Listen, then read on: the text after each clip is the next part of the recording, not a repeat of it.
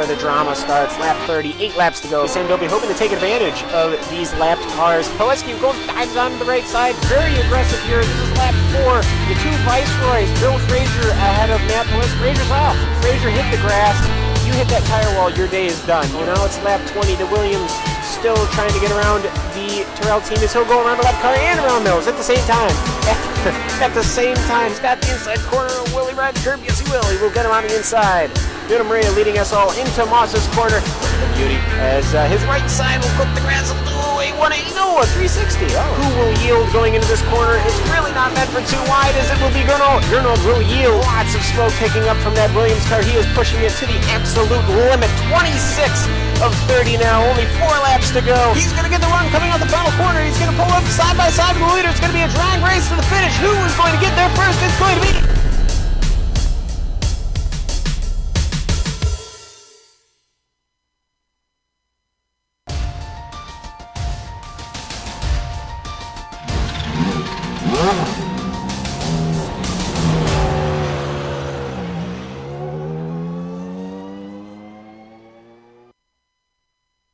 If you find yourself deep in the Belgian forest and hear an otherworldly howl, no, it's not a banshee.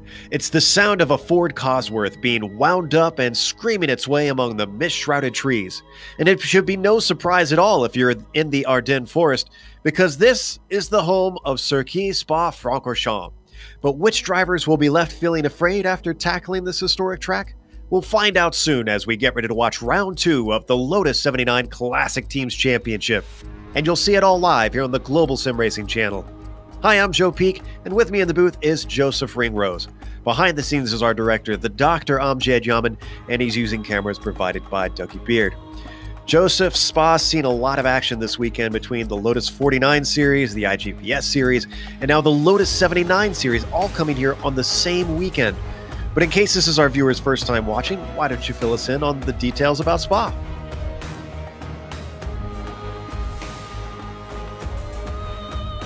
Looks like we have a bit of a problem with Joseph's mic, so let's take a look at what we're facing today. Obviously out in Francorchamps, Belgium, although it is near to the town of Spa as well, we're racing the classic layout. So they're going to be starting on the downhill, which is a little bit different from what you might be used to with them starting the GP starts. Of course, there's 19 turns out there on this track. Now, it's a very long circuit at 4.35 miles and 7 kilometers. It's been around for quite a few years. I believe it was built in the 20s and has gone through a few changes. It used to be much, much longer before it was shortened to its current length. But to really get an idea of what it's like around here, why don't we hop on board the GSRC Lap Guide.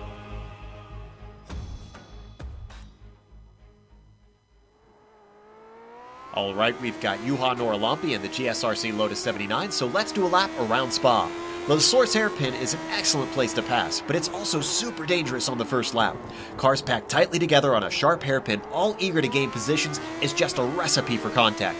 Your exit off the corner will definitely be a critical one.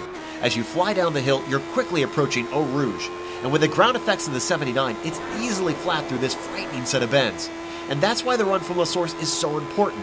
You're not lifting all the way until you reach Lacombe. The Kemmel Straight is going to be chock full of draft battles all race long.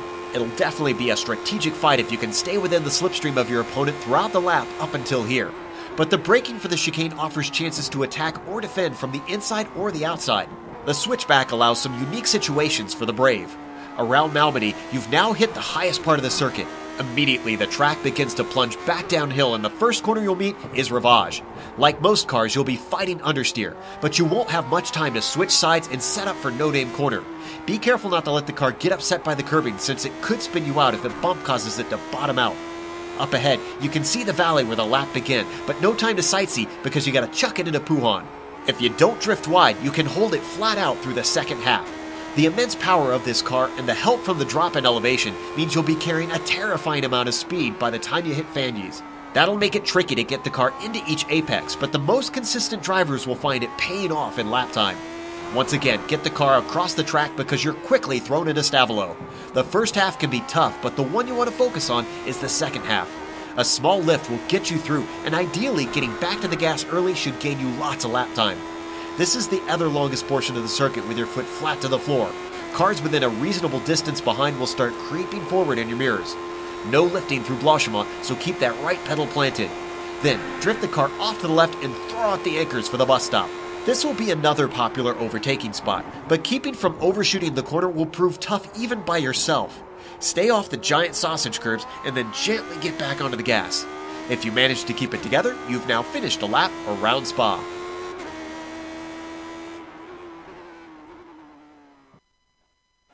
Obviously, that lap guide starting at a little bit different start and finish point than we will see out there today. Now, let's go over the points championship now that we've had a round into things. Up at the top, Ruocola leading Prix by a whole 19 points, and then we've got another 10 back to get to Hofer. So not super close after the first round, but that could tighten up depending on how today plays out. Morera, of course, sitting in fourth. Another 11 points ahead of Matt Wood, who's been having a phenomenal season here in the 79. Phenomenal couple seasons. So let's take a look at the Constructors Championship with Marlboro Team McLaren leading the way. However, look at how tight it is from second down to fifth. Only 3 points separating Warnsteiner Arrows, Parmalat Racing Brabham, Martini Lotus, and Alfa Romeo. So we expect things to be a little bit interesting out there today, because that'll have major impact. Now, Joseph, we might have people who've never watched one of these Lotus 79 races before. So what are the race details for today? Right, so we go into these race details. This is a 21 lap race. In qualifying, they have 2 minutes to get done, 2 laps even to get done in 8 minutes. They have 4 drop rounds for the driver, 2 for the team. Setups are completely open, which means they can change anything that's within the limits of iRacing. But there is no stop for fuel in this race. Points is done officially by iRacing, and there is an incident cap of 17 in this race. Drivers are now starting to get their qualifying times in. Nuno Moreira currently at the top of the sheets, sitting in first. And Johan Norlampi looking a little bit better today than he was last week. And as I say that, we see a big mistake. So sadly, he is not going to go faster than that. 2:05.3 second is the best we're going to see. Now, driver who proved, well, we found out actually that he drives regularly here in the 79s. Just hasn't been here lately, but has returned thanks to the crossover from the Lotus 49 series. Michel Dudignan from France currently sits in fourth as he gets bumped down by Gernot Prix going in second.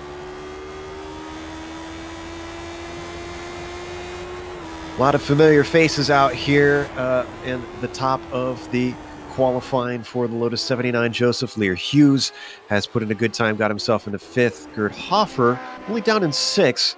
Expect him to maybe get a little bit faster, the DH driver. He's on his second lap right now. And actually, why don't we watch him to the line to see what he's able to get coming up through Blanchiment. How are these cars through that left-hander? Are they flat out through there, Joseph? Well, when I drove them, I'm not the fastest, but I had a slight lift. I just don't think there's enough downforce to take that flat. All the confidence with the car. It's not the most stable car. Obviously, no traction control.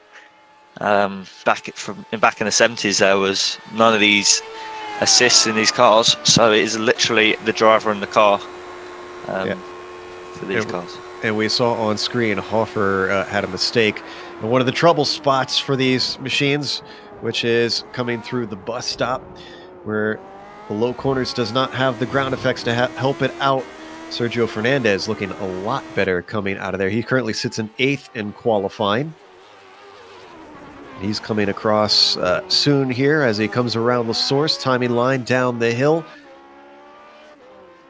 Most drivers have finished up, even though this is a long lap. These cars are fast around here. Does not improve, unfortunately, does Fernandez. So eighth is the best he's going to do. So we watch Calle Ruocola. Currently, where is he actually in the time? He sits 12th. Ooh, and he moves himself up to 5th. A nice job from Ruokola to improve on the second time around. West now coming around, sitting in 20th. Probably just happy to be up in the top split. West tending to be a bit of a mid-pack driver. So as he crosses the line, he does not improve. The last one across is going to be Nora Lampe, who, as we said, is not going to have a good second lap. So with that, let's go through our starting grid. It's going to be Nuno Moreira on the pole with Jerno Frisch starting second and Johan Lampe in third. Michel Dudignon will begin on the outside of row 2 and 4th with Kalle Ruokola in 5th and Lear Hughes in 6th. Gerd Hoffer starts in P7 today. And when the green drops, he'll be next to Sergio Macias in 8th. Sergio Fernandez, pair of Sergios there. He'll be starting 9th, and Steve Bycroft rounds out the top 10. Joseph? QC Clapp lines up in P11 alongside Alex Millward with Timo Vastakalampi, difficult one for me, there in P13. P14 is John Stevens, followed by Kane Halliburton, with Richard Keeley just behind. Martin Blaze is P17 with Pickford in 18th. William Wright in 19th position with Tommy Mikel Unhola in P20. 21st will be Barry West with Pablo Suarez jumping over from the more modern F1 car down to this 70s machinery in 22nd. Robert Plumley will be 23rd, and Gilles Taux will round out our 24-car field. 2 splits today, so we've got 24 more over in the second split. But this is the best of the best in the Lotus 79, running the strength of field race here in the Classic Teams Championship. You're watching round 2. They were at Laguna Seca last time, much shorter track with a lot more slower corners than this one. Very high-speed course, which could make it difficult to follow in the wake of the car ahead. We'll have to watch and see as we wait for the last of the drivers to grid up. Then we will get green flag racing for 21 laps here around Spa-Francorchamps. Just Mark Pickford and Kalle Ruokola waiting to bring their cars out to the grid as everybody sits and idles. Just a little bit of time left for them to load up, and I don't think that Mark is going to be able to make the grid if I'm seeing correctly here. Looks like he is not. So engines start to rev. Lights are up. Green flag is out. Nuno Moreira doesn't get the best of starts, a lot of wheel spin, and look at Jerno Frisch up and around the outside before they hit Eau Rouge. He's going to get into first, side by side for third. Next to them, they get very close. Nora Lampe comes out the best. Oh, but he has almost a spin out of Radillon, and that's losing him a ton of positions. Now as they come towards Kimmel Straight, we see a big accident in the background, Joseph. Not the cleanest of beginnings to the race. No, a lot of cars involved in that. William Wright, one of those drivers. Couple of cars upside down, not what you want to see. Well, Billy Bob did not have the best of races at Laguna Seca either, so certainly having a bit of a rough start coming over to the Lotus 79s from the 49, but the battle for the lead up at the top. Frisch is ahead, but boy, Moreira and Dudignon are hot on his heels. Coming down to Puhan for the first time. Way off the apex for Frisch as they get these tires heated up. No tire warmers in these old 70s cars. And then they hit Fagnes. Starting to spread away from Ruokola just a little bit. And Dudignon, we should say, as we ride on board with our leader, looking back at the cars behind. In fact, they are putting a big gap on 5th place driver Lear Hughes right now. Looks to be under threat from Sergio Macias. You can see them farther back in the line. Coming up to one of the first popular places for an overtake here into the bus stop. See if anybody has a go.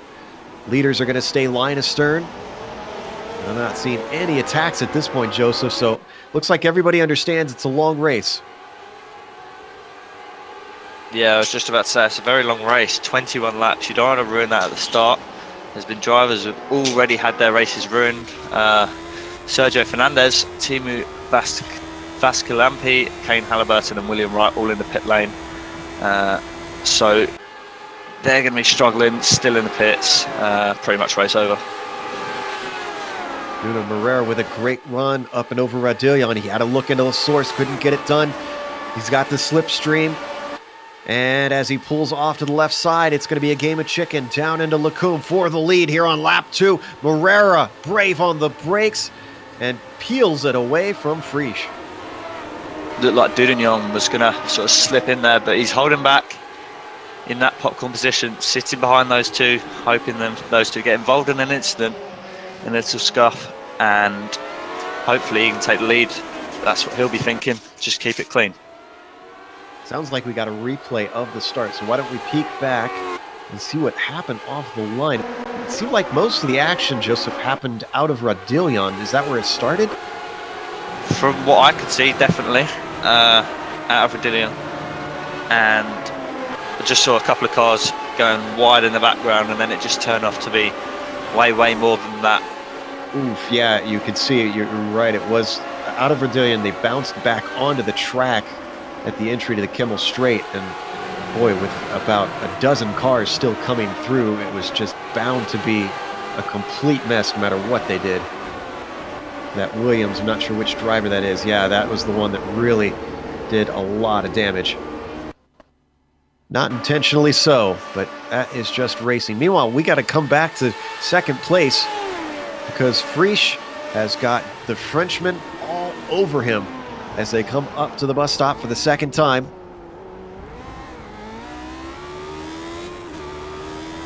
Prix looking very good coming out of that final chicane. Now they approach what is usually the first corner, but in this layout is the last one. Up and around La Source. The Austrian has put himself in a much safer position.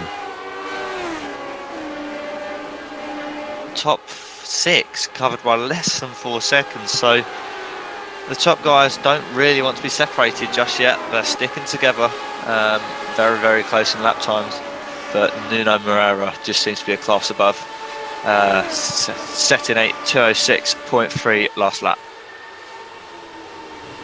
We take a look at the battle for 5th place. Lear Hughes still trying to fend off Macias. This time does a good job. No DRS in the old cars. This is all down to the draft, following closely behind and getting a whiff of the slipstream.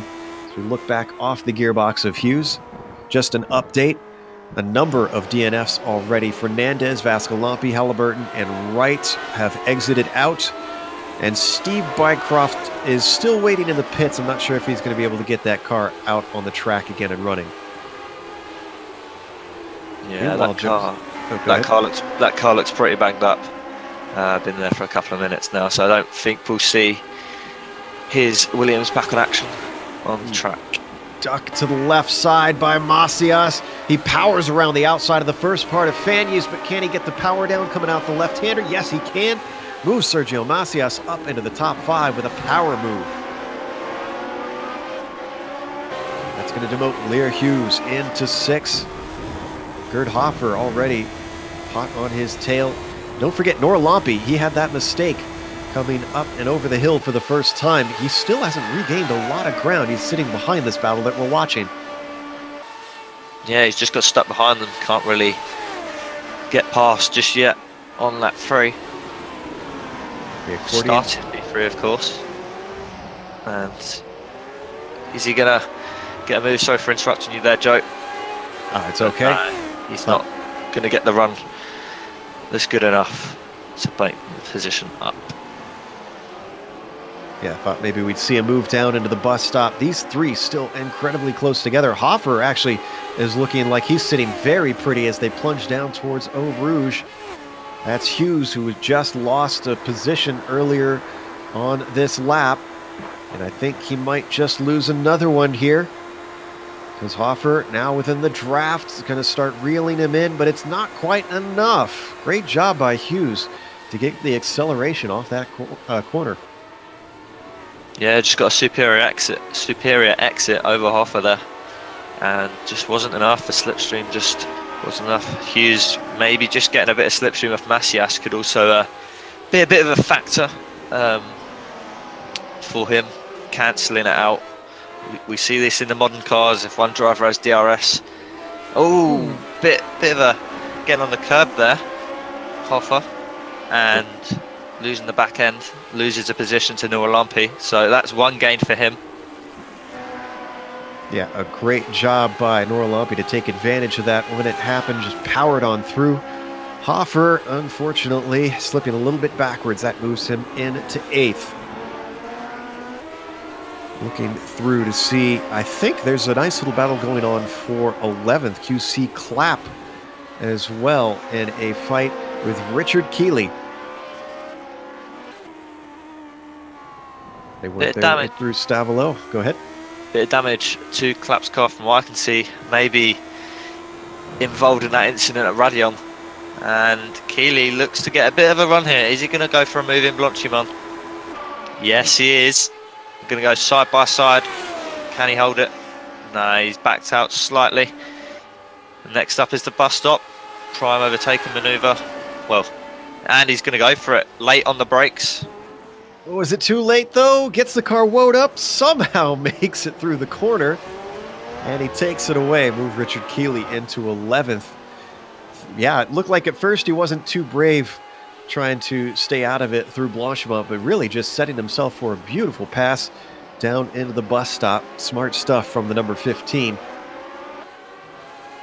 Yeah, I was surprised he made the corner. Looked like he came in at such a speed, just looked too late, but he made it work, and that's P11 for Richard Keeley. Calle Ruicola seeing what he can do on the Frenchman, Michel Dudagnon. But the Finns got nothing for him this time through La Source, or through Lacombe rather. So we ride on board looking over the shoulder of Calle.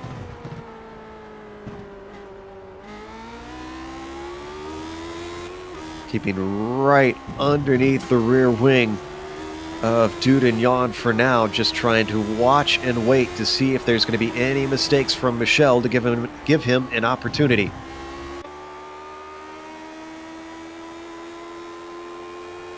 Tell you what, I'd be hard-pressed to be someone to hope for a mistake from Dudagnon from the way we've seen him drive. Looking a lot more steady than he was in the 49. He didn't like his setup in that car yesterday. Wound up getting second in a titanic battle with Mick Claridge around this track and the older car. Ruicola just runs slightly wide out of that corner there. Doesn't seem to have the run that we saw Keeley get on Clapp, and he's not going to be close enough to make a move into the bus stop. And we're going to head on to the battle for P6. Yep, this is between Noah Lumpy and Hughes. Noah Lumpy trying to make up for his early mistakes still. He started this race in 3rd, currently sitting in 7th, eyeing P6, so he's got some work to do. Can't do it through the bus stop. A little bit too far back for La Source. Maybe he can set himself for a run down the Kimmel Straight here, Joseph.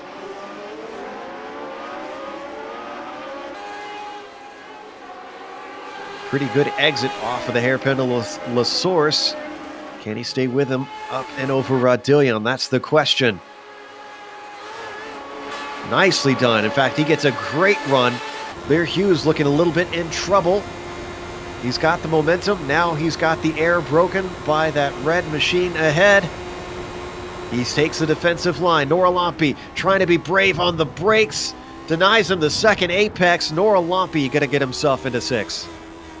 Good move there from Noah Lumpy, just using the slipstream to his advantage. Hughes went defensive, but just couldn't really do anything. And that's Noah Lumpy back up into P6. As we said, made that mistake, started P3. And we're hearing that Journo Frisch is catching up to Nuno Moreira. Things tighten up there. I have to say that Lear Hughes going on that defensive line was on a wing and a prayer trying to hold off the Preacher. But now down to 6/10 between Moreira and Frisch. Moreira, having started this race in 1st, wasn't always there, has taken it back and has since fended him off. The Austrian going to have to hustle to try and hold on to him as he goes wide off of Stavolo. Look at the time that it's cost him, Joseph. Yeah, lost a couple of attempts there, but managed to get him a bit of a run. So the initial impact where he went wide, lost a bit of time, but he's just given that extra speed. But again, not close enough to make a move. Doesn't look like he's going to be enough to go into the source. Maybe a lap car just there, pulling to the side. Yeah, that is Steve Bycroft, who we mentioned was trying to get some repairs, and I think he's just looking for a little bit of safety rating from here on out, putting the laps in and picking off cars who might fall by the wayside. So continue to watch our leaders. For a second behind them, Ruokola had gotten it down to 2/10 on Dudignon. He's just achingly close to the Frenchman, Joseph, but it seems like every time he starts to get there, he's not quite close enough to have a go. Yeah, it's just sort of, he gains a bit of time. Well, 2 steps forward, 1 step back, really. For Cali, gains a little bit of time and then just loses it, really. Dudignon, we know, very, very fast, and he's going to be aiming to keep Ruokola behind. Gap's 3.1 to Jono Frisch and Nuno Moreira, so he hasn't really got much to gain at the moment. Well, he's going to have to put in some laps to gain. He's losing about 6 tenths a lap to the leaders. So, and Sergio Macias not too far behind, so he's going to want to get a move on. I was just going to say, if these two start battling, that'll be great news for the Iberian driver of Macias, who was within a close enough gap that they could lose easily. This 1 second between them. In fact, I could have sworn, was Nora Lampi close to Macias before, or was I thinking of Hughes? No, I was thinking of Hughes, sorry. So next on Laura Lampi's list is Macias, but there's about 2.7 seconds between them. He's got a little bit to go before he can make that.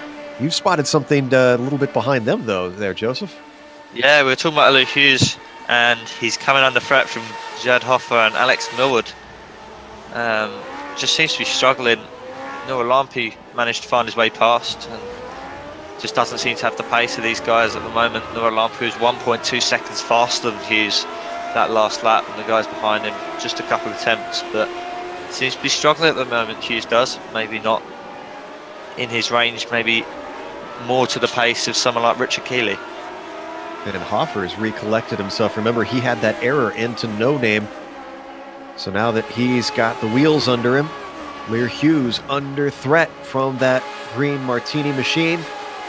Up and over Radillion. He's got to run, but he looks way too far back to try anything, unless he sends an absolute dive bomb in there. You can see him gaining ground, and they run out of track as they break into Lacombe.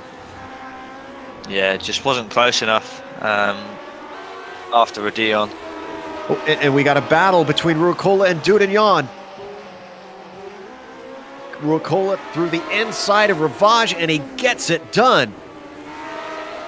Macias right behind. Macias is just behind, so Dudignon holding up Ruokola has allowed Sergio Macias to catch up to the pair of them. And could Dudignon lose both positions here? Oh, he's under threat from that. Macias got exactly what he wanted. Saw them go side by side there through Malbany and Ravage. We're going to keep an eye on this, but we had another pass as well between, excuse me, we're going to go back and watch the pass from Cali in a bit once we see whether or not this settles down. This is where it could really heat up because they get that slipstream yet again on the run to Blanchimont. Through the trees in this classic old course, you can see how close they are with the shadows stretching across the track. I don't think anybody's close enough to do anything here, so why don't we take a peek back at exactly how they got into this position. Gonna guess this started on the Kimmel Straight. Oh no, it did not. Did someone make a mistake here? They're going through Lacombe with Dudignon ahead. Ooh, yeah, way off the corner there from the Frenchman. And that's the only invitation that the Finn needed. Dives it down the inside of the 180-degree hairpin. And that's what got him into the podium spot. Now, here we go again, Joseph. The slipstream. Oh, and they are incredibly close to one another. Yep, all three of them within 3 tenths. Are they going to go 3 wide? Cali's still ahead. Macias is, well, because my time is ahead of Dugnon. Going to go round the outside. Oh. So close. Did they actually touch there? There's a bit of contact from the two of them there. Macias has managed to find his way through though. Great stuff, brave stuff. Has to be disappointing for Dugnon, or at least a little frustrating, losing 2 positions in 2 laps. But yeah, on my screen it looked like they touched. We're hearing from our director they might not have, but it was awful close between these 2 drivers. Yep, as close as it gets when racing without making contact, but Dugnon's lose 2 positions in 2 laps. He doesn't want to come under threat from Nualampi. He had the pace in qualifying, but Nualampi obviously making that mistake. Maybe just lost a bit of confidence so far this race. Now a little bit farther back, remember we were watching Hoffer try to do all he can to try and get past Lear Hughes. He hasn't done it yet, but we're seeing a similar situation to what we did before. Just behind them, Alex Millward creeping forward. If these 2 go side by side, well, it's going to be another 3-way fight. Something similar to what we just saw with Ruocolo, Dugnon and Macias. Could we get something similar where they're all going up Eau Rouge pretty much within 3 car lengths? Sorry, but on screen here we see the side-by-side battle between Dugnon and Macias once again. This is into La Source. This started in the bus stop. Is it going to finish here? It does, but I think only temporarily. Tell you one thing though, I was sticking on board with that battle with Hughes and Hoffer, and out of the bus stop, Hoffer got a snap off the rear and, well, managed to keep it out of the wall, but lost a lot of time. Battle once again as the slipstream comes into play on the long Camel Straight. He did it one time up and around the outside, and he does it again. Masio knows how to make that trick work, and look at this. Here comes the Preacher. This is all for 4th place between these 3 cars. And this battling, Joseph, is allowing Cali Ruocolo up in 3rd to pull a huge gap. It's up to 2.5 seconds now. Yeah, I was just about to point out, just before you said that, 1.6 seconds faster than Macias Ruocolo was last lap. He's got a 5-second gap to Journo Frisch, who currently sits in P2. Nuno Moreira still leading this race. Frisch just a second behind, but if Ruocolo keeps pushing at the rate he is, he could be near the front, and he'll be far away from these guys if they continue to battle like this. And we see Ruocolo and his McLaren just all the way in no man's land at this point, not worried about the drivers behind him tussling away, other than he just is enjoying the fact that he's able to try and streak away from them. As we look off the back of Macias on Dugnon, they accordion together down to the bus stop, and Dugnon a little bit too hot into the corner, leaves 2 snail trails of rubber behind him and puts him well into the clutches of the Preacher. Yeah, he came into that corner really, really hot there, and looked like he was going to go straight into the back of Dugnon there. No, into Macias, my bad. It was Dugnon who nearly went in the back, but yeah, it doesn't seem to be close enough unless one of them gets a snap through Radion. And no, all clean this lap. So that's going to separate them a little bit. With them having quite a bit of screen time and them spreading apart, let's jump a little farther down the order. Give some love to Barry West, sitting in 14th right now, having started 21st. And this is in top split. I'm sure he's going to enjoy this if he can get a nice mid-pack finish here among the big boys. He's actually eyeing up Pablo Suarez. Ooh, he's got a fantastic run on him. Yeah, he's going to sit in that slipstream. Ooh, Suarez makes a move there. but West cannot find his way through. That was a little bit of a late defense there from Suarez. It looked like he was just coming across him when Barry West was about to make the move, but didn't look like he was going to have enough. I don't know whether Barry West had to back out there, but Suarez holds on to P13. Got another replay coming up. We missed a pass, Mark Pickford on Gilles Toe. This was actually a very savvy move. Look at this. Sold him a dummy. Looked like he was trying for the outside. Ducks to the inside. UK and I driver. I'm sure there's some Nigel Mansell influence there on that move for Mark Pickford as he gets it done.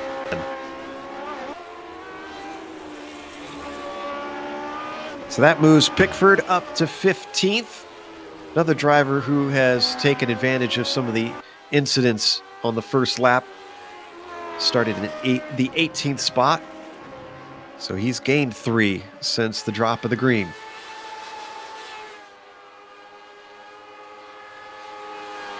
Most everybody else in the field is starting to spread themselves out.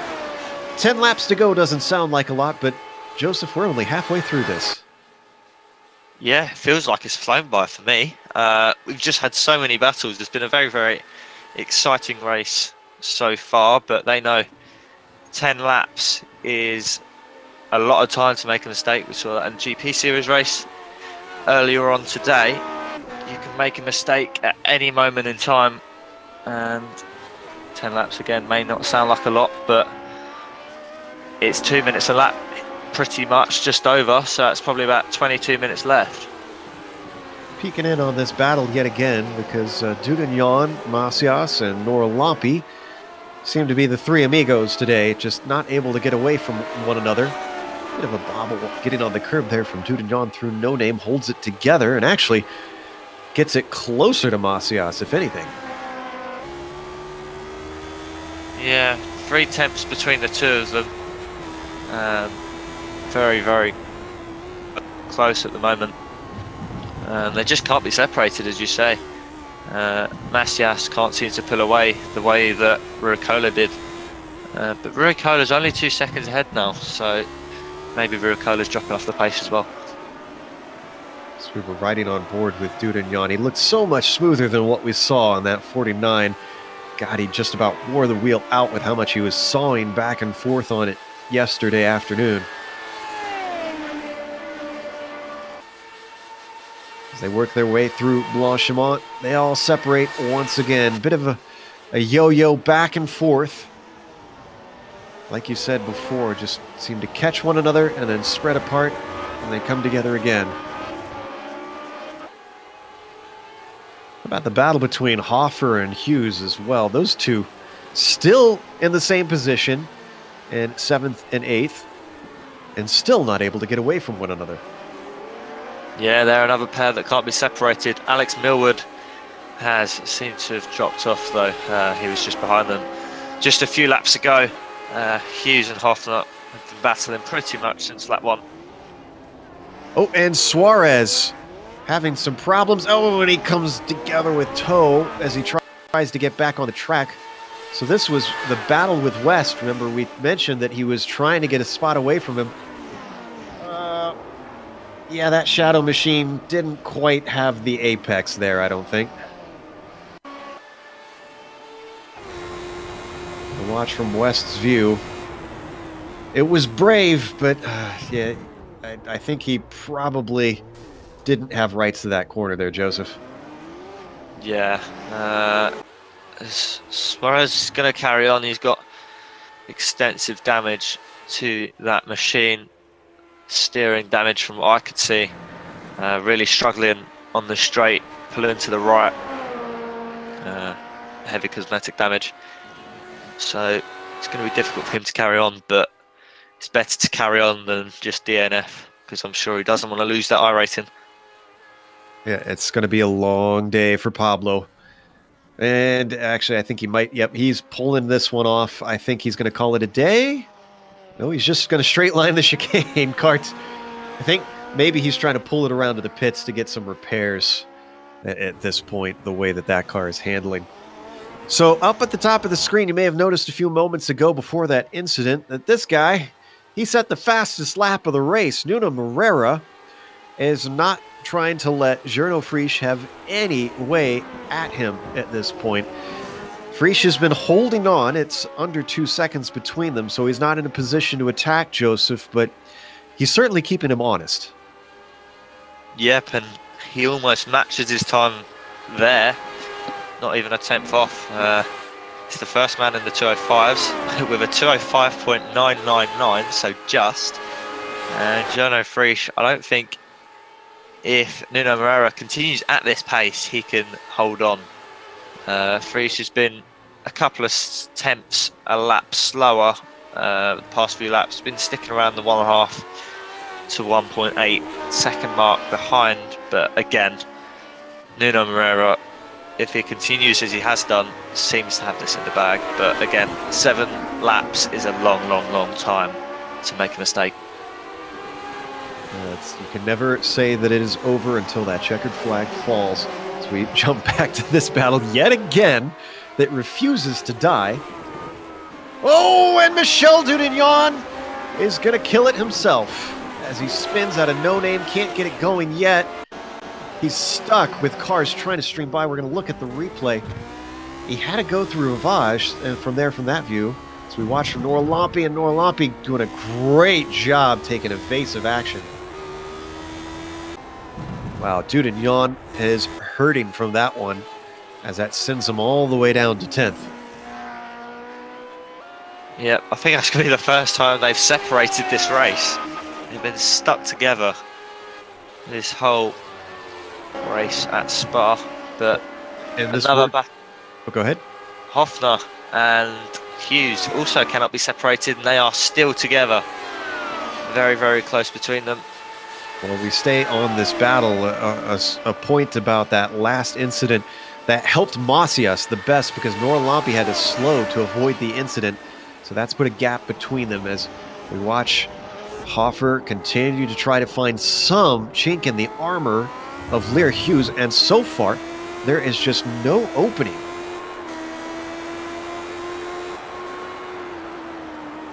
Also, apologies if it's getting a little bit of a Sleepy Hollow vibe out there. There's a known bug that we're still dealing with. Drivers losing their heads a little bit at times.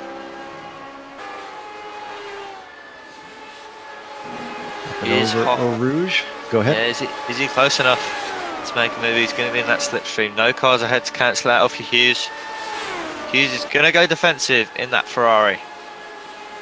The Lotus looks around the outside. He's deep on the brakes, but is he able to get the grip? Yes, he is. Credit to Gerd Hoffer in what is a textbook move, but around the outside of Lecombe.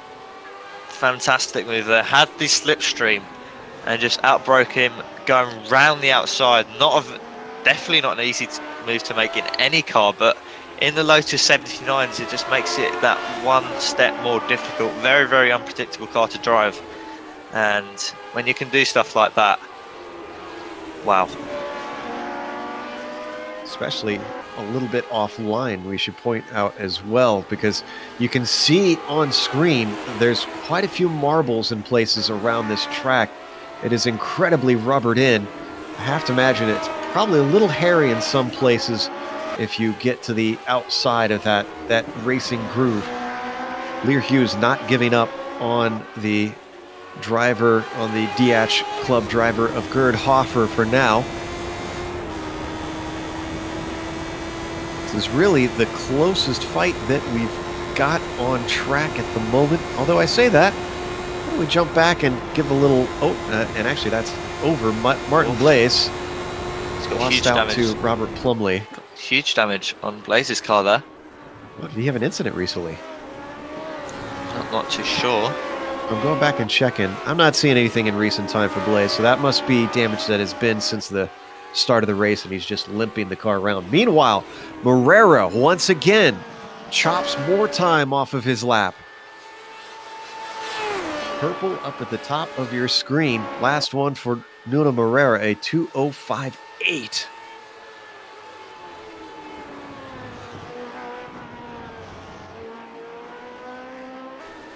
what was not the greatest of starts for the Iberian driver. You got to say, since he took the lead back, Joseph, he's looked kind of unstoppable. We haven't seen any mistakes. He keeps setting fastest lap after fastest lap. He's holding the Austrian at bay. I'm kind of starting to lean towards what you said earlier, that this is his to lose at this point. Yeah, it's definitely his to lose. We've got 5 laps to go. He's pretty much seemed unbeatable so far today. Taken pole. I mean, he got past and got back past. And since then, as you said, just it seems to be his. He hasn't pulled out a massive gap to Jono Frisch, but Jono Frisch has not been off the pace so much. But Alex Millward has gone off somewhere. I am seeing we're going to get a replay now. Another driver in no name. God, it's such an unassuming looking corner. It's just a 90-degree left-hander, but I can say from experience, I sympathize with these drivers, Joseph, at how much trouble this corner causes. Yeah, I mean, you go through it and it doesn't really, or you just look at it and it doesn't really seem the worst of corners, just looks pretty easy. It's quite easy in a lot of cars, something like the Formula Renault. But in these, it just seems to throw the drivers off, and on the exit and on the entry, it's claimed a few drivers today that have made mistakes. We saw it claim a victim as well in the IGPS series just a couple hours ago. Millward, the latest one, he gets slotted down to 10th as he gets it going, but looking much worse for the wear. And Frisch responds. Look at the top of your screen, a 2:05.7, chopping another 10th down. But is that too little, too late? I mean, if Moreira makes a mistake, we could see it, but I don't think Moreira will. He's gone faster again, but Jono Frisch, as you said, set fastest lap. Just it was only a 10th faster though, so although it may seem he's going a lot faster, he's set purple, but it's only a 10th, and if he gains a 10th every lap, he's only going to be sort of 1.3 seconds behind. And obviously that's not really close enough to make a move. Yeah, you can tell he wants it. He's pushing hard, seeing what he can do to try and get up to Moreira, but just not enough pace at this rate.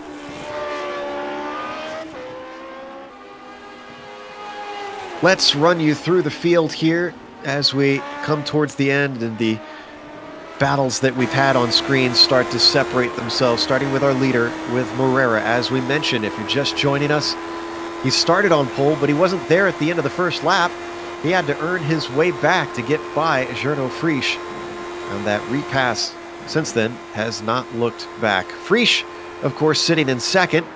He did his best to try and hold on to that front spot, and is doing his best to try and at least put himself into a position to get there if something goes wrong for Moreira, but so far he has not had such luck. Kalle Ruokola, credit to him. He had to fight his way forward here. He started in 5th, and well, he's on the podium, has really left behind the battle that we saw before. Sergio Macias sits back in 4th, and well, Juha Norlampi has regained that ground ever since he had to hold up to try and avoid Michel Dugagnon, who had a spin. And Norlampi sits in 5th position. What do the next 5 look like, Joseph? Yeah, we have the pair that just can't be separated this race. Jörn Hoffner and Leo Hughes. Very, very good battling from them. And still just 8 tenths between the two. Then we head around 10 seconds back and we have John Stevens. We're going to head to P4 very quickly. Yep, got to interrupt this run through the field because Norlampi had a great run down Kimmel, and he finishes the job into Lacombe, gets him back into 4th. It's been a long time coming. That one simple mistake on the first lap cost him oh so much. As we ride on board the Finn, the Preacher ducks to the outside. As you watch under braking, I've seen a lot of cars make this outside move into Lacombe and make it stick. All right, back to where we were before. Sorry about that, Joseph. No problem. P8 is John Stevens. I don't even think we've spoken about him today. Had a very, very quiet race. Started in P14, gained 6th position, so he had a very, very successful race. I'm sure we'll be happy with that. Ranked P18 in the lobby, but someone who won't be too happy will be Michel Dugnon. Been up there for the majority of the race, battling with Noor-Lampi and Macias, but he had that spin out of no name and cost him so much time because all the cars just kept coming by him and could not get back on track. Richard Keeley is P10 and we'll head down to 11th. Alex Millwood, who recently had that incident.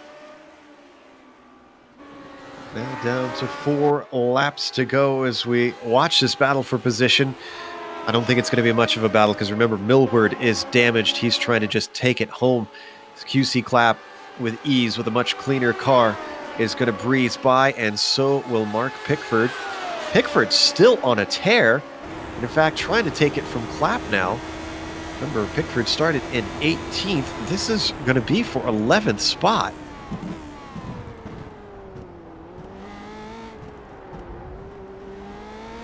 Boy, the Ford Cosworth in that car is just purring right now for Mark Pickford.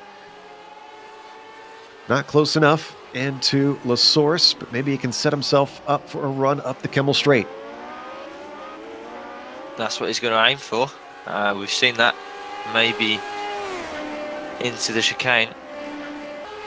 Around the outside maybe. We've seen a lot of drivers do that today because the drivers just seem to go defensive into that corner. He's got a run, but I don't think it's enough of a run. These cars punch a huge hole in the air, especially when they have a damaged rear wing like we see on Clapp. He goes back to the middle of the road to try and fend him off. Pickford's not close enough this time. Nearly got alongside, but again, as you said, just wasn't close enough onto the back of Clapp. He's got 2 more runs down the Kemmel Straight to make a move, but there's a lot of other passing zones on this circuit, and maybe he can get it done. Credit to this field. We've got, I believe, 17 cars left on the lead lap out of the 18 that are running right now. However, 24 of them started this race, so a number of DNFs. 6 cars have fallen by the wayside, and 6 drivers are taking an early shower.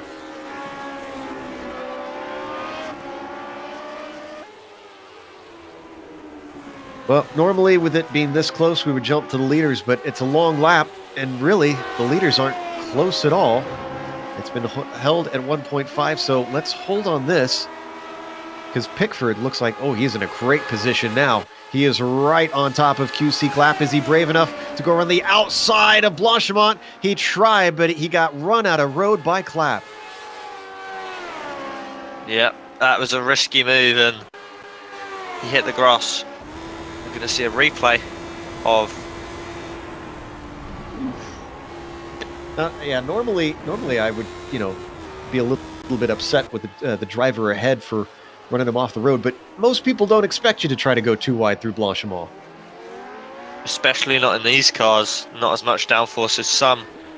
And yeah, I guess he just wasn't expecting him to do that. He was expecting to wait for the bus stop, I guess, which is a lot easier than making a move in through Blanchimont. And he's going to get a run. Well, Mark is definitely not going to be the Spanish Inquisition, because you can expect this one to get done as Mark Pickford breezes around the outside down the Kemmel Straight. Clapp tries to come back at him. Can he actually get this back? No, he tried valiantly.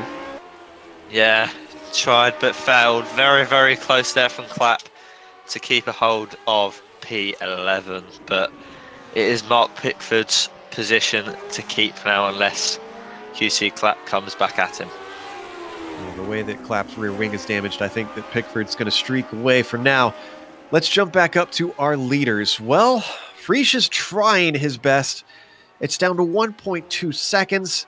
And even though the draft has a big effect, I just don't think with the white flag coming out as they round the final corner that he's going to have enough of a run to be able to get into a position to attack here. Moreira takes the white flag as they cross the line downhill into Eau Rouge. And it's closing in more and more. It's now down to 9/10 of a second. A couple corners ago it was at 1.2. Well, if Prix can keep this up and reel him in, maybe he could have a go into the bus stop. Yeah, maybe Moreira feeling the pressure. Currently, he's been leading comfortably pretty much all race, but I've just looked at the timers and Gernot Prix was 5/10 faster last lap. He went purple on a 2-minute 5.52. So Gernot Prix has got the bit in his teeth at the moment. And 8/10 now. It's going to be tight. Yeah, he went way wide out of no name. He's pushing. That's a dangerous thing to do with that AstroTurf.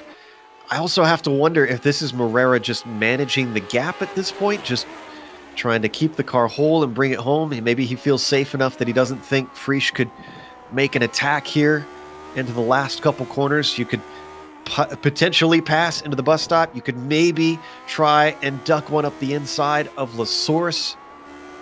That's 2 tries, but you got to be close enough to do it. And right now, Prix is not as we ride on board the Brabham. Looking back, and now Moreira coming up through Blanchimont.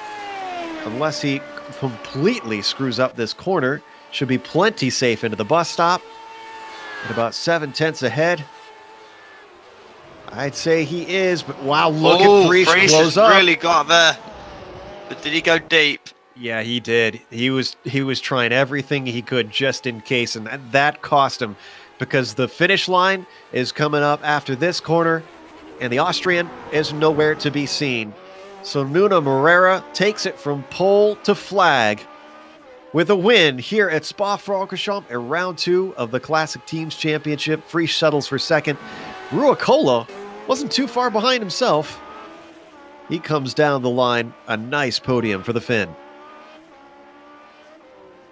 Yep, ever since he sort of got past Noralampi and Macias and Dudion, we didn't really speak much of the McLaren driver, but a very, very good drive from Ruocola there. Disappointment for Noralampi getting a 4th. Macias gets a top 5. Nicely done for him.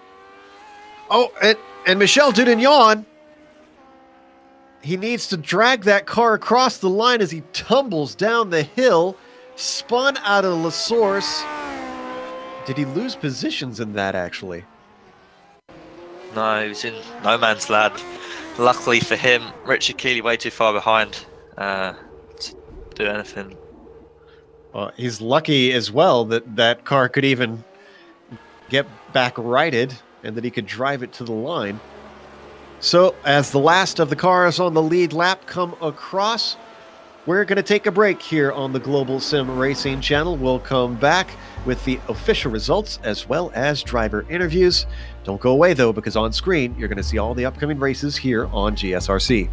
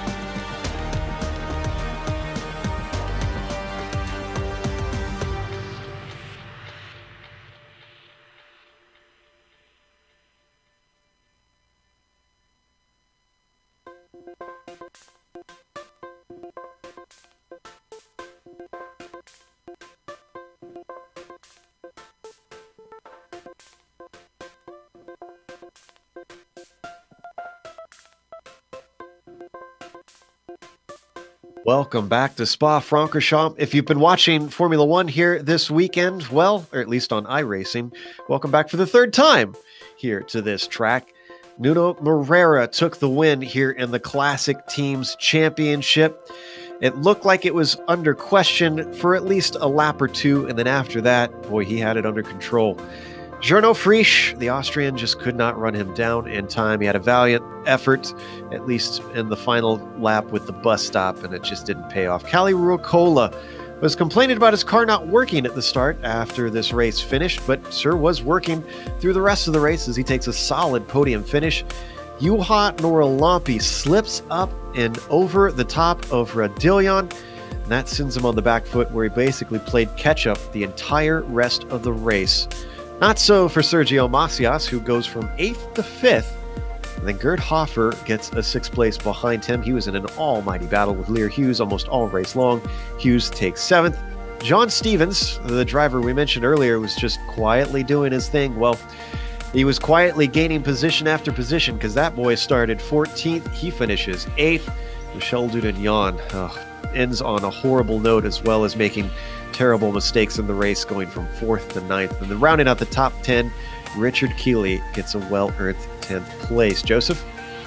Yeah, Mark Pickford is P11, who started P18, so very good gain from him. QC clap and a solid 12th place finish. Gilto, another driver, we didn't really speak about that race in P13. Alex Millward had that incident a few laps back, got in the wall, but managed to bring it home in P14 for himself there. Barry West managed to bring it home P15. Robert Plumley was the last man on the lead lap.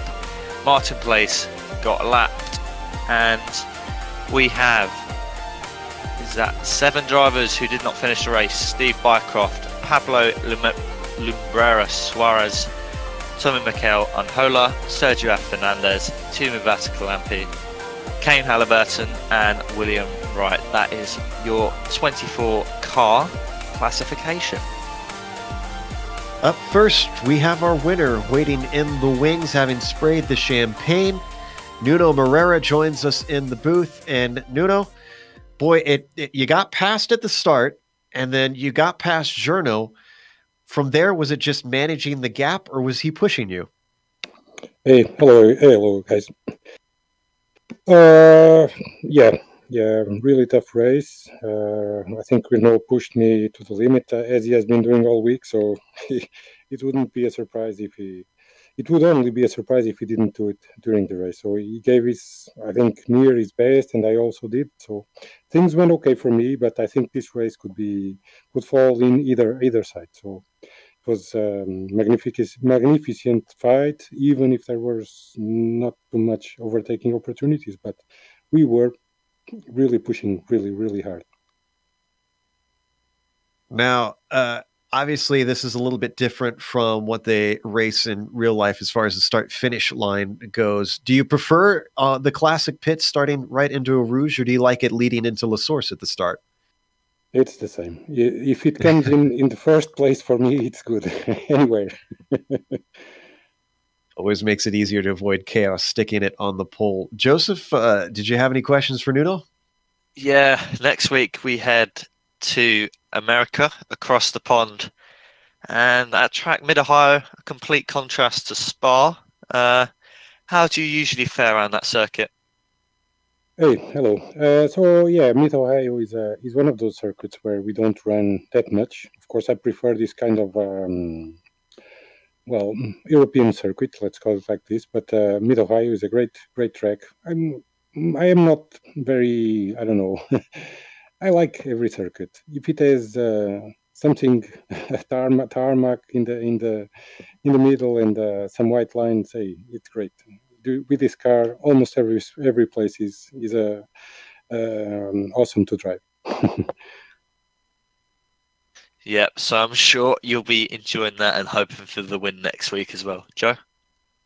That's our winner, Nuno Moreira, out there today, taking a 9/10 of a second win. So it looks close, but he certainly was controlling it well. We do have second place ready to talk to us. Joseph is going to ask Frisch how he felt about his race. Jono, very, very good result for you. You seem to be pushing very hard at the end. What was it that you just couldn't get the win today? And yeah, Nuno was faster, so yeah, huge congrats to him. I think he had to push quite a lot to keep me behind him, but he didn't make a single mistake. And we've done 2 races in a row, just about the same. So I think both races in total I was about 2 seconds behind. So it was really close this week. We saw a lot of drivers struggle through No Name today. Is there a specific corner around Spa that you struggle at? No, not really. Hard to say. In the end, it's a track that I really like because it has lots of fast flowing corners. So it's just what this car likes, and it's just a pleasure to drive around here. That's good to hear. I'm sure you'll be hoping something similar next week at Mid-Ohio. I asked this to Nuno. Is it one of your better tracks, or do you prefer somewhere like Spa? I like Mid-Ohio as well. It also has a very good flow, but it's a total opposite to Spa because it's a high downforce track. I like it, but it's close to impossible to overtake, so it will be all about a good qualification run. Okay, we will see you next week there. Jono Frisch, your second place man today. Okay, thanks, bye-bye. Next, we have fourth place finisher, the Preacher, joins us. And Juha, boy, that first lap really set the tone of your race. But I have to ask, coming up and out of Eau Rouge, was that cold tires or what caused the near spin? Yeah, I think it was a little too cold, and I was not expected that it would be that difficult to keep the line there. But I think also that curb they make some shaking to the car. So, well, I don't know. Well, that's the racing, but that was my race then, and luckily I managed to overtake guys and be fourth place. We saw a lot of drivers making a move that you did into Lacombe, where you go around the outside of a car on the first apex. Is that something that you knew you could do because it seemed to be a very popular maneuver, or is that something that you just kind of discovered today? Well, I haven't practiced that at all, but well, I had to go outside because inside was blocked, and Sergio was there, and there was no place other than go there, and luckily I managed to overtake cleanly. Seems like it's been a little bit of a rough start to this season. Do you think you'll be running all races, or is this another season where you're just kind of taking it as it comes? Well, I have been quite much away from the car. Last week I was practicing only a few hours, some hours, and then I just tried to race 10, and both races ended up crash. And this week I haven't practiced so much either, and I just noticed that Nuno had good setup there at the forum, and I just tried that, and it was quite interesting to drive. And yesterday I drove with it, and I had a good battle with the Nuno, and today I spent few hours to make setup working better to me for my driving style. I didn't like that Nuno's setup, but I just managed to make it much more comfortable for myself, and I think I had a good base. Well, I perhaps could be 10th or 2/10 slower for Nuno and Gerard today, but no, I couldn't test that because race was that kind stupid for me. But well, I'm very pleased. I haven't raced so much, but and practiced much, but I think I will come and race in future, perhaps every weekend if I can. But I am not pushing 100% for the World Championship title. This is much more fun like this way. Well, I'm glad you're having fun with it, and I'm glad you can see the positives in today's results. Congratulations in that case on a 4th place. Thank you very much, and have a good day. Bye-bye. That was the preacher, Juha Norlampi, getting a 4th, having started 3rd, so not too much damage done, although he had to really work for it. Up next, real quick, we have an interview with Barry West, who was certainly in the wars. Joseph is going to talk to his fellow Brit. Barry, you had P15 today. You didn't have the best of qualifying in P21, but you managed to gain quite a few positions in the race. What was your key to that? Yeah, I knew I had good race pace, but I made a mistake, and Pablo got. Well, no, earlier on, QC and Richard Keeley were close, and I was just following what was going on. And QC had some wing damage, and I knew that he would be easier on the straights to get, so I was just biding my time. And I think that they fought for one corner. I can remember where it was now, and I had to check up and lost a bit of time to them, which put Pablo on the back of me. I made a mistake later on, then Pablo got, and then I'm all over the back of Pablo. And I was pretty annoyed, really, because we were going down Kemmel Straight, and he kept moving over in the braking zone at the Lake Coombe. And yeah, there's pick your line, choose your line, but don't keep moving in the braking zone. I had to check a few times, and I think the incident we had at the bus stop was my fault. Clearly wasn't inside of him, and he turned in. But that was just desperation, and I was so annoyed because I could see Giles and QC and Richard getting away, and I knew I had the pace to get there. But yeah, patience got the better of me. And then I had damage, and I was losing. You look at lap times then, I was 2 seconds a lap then because I had front wing damage. But we could have, if we'd have worked together, we caught them up. And now we had to fight, and okay, that's it. Yeah, I think it could have been a bit cleaner. I don't know, maybe seem to have these run-ins with me and Pablo. Yeah, so definitely some positives and negatives to take out this race. One last quick question. With Spa, is there a specific corner? There's a lot of great corners around here. Do you have a favourite one? A favourite one? I think when you get Pouron right, go around there, that is amazing. And crossover rouge is fairly simple in these cars. Did the 49 race yesterday, and that was totally different in those cars. But yeah, the Lotus, I mean, the fast corners go on. Yeah, that's the favourite. The one I don't like, I mean, the bus, the old bus, I think. But yeah, Pouron. Okay, so P15 man Barry West there. Joe, back to you. That's going to close it up for today. So, of course, we want to thank a few people before we go.